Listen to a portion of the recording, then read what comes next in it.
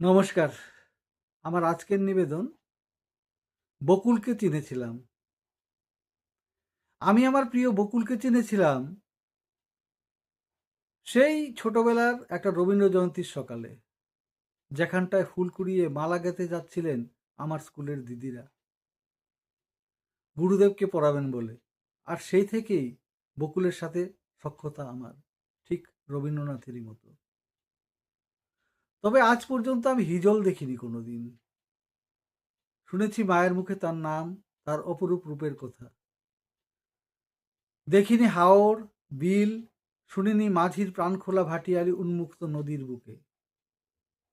দেখিনি হাওর পাড়ের বরুণ গাছটাকে আজও। আর ছেলে আমার বকুল চিনলেও সুন্দরী কেয়াকে দেখেনি কোনোদিন। দেখেনি কচুরিপানার বেগুনি ফুল।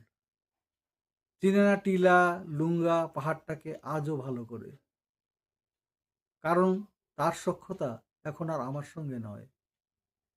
তার সখ্যতা এখন ইন্টারনেট, এআই আর ইনস্টাগ্রামের সঙ্গে। ঠিক একটা রোবটেরই মতো। এর বেশি কিছু নয়।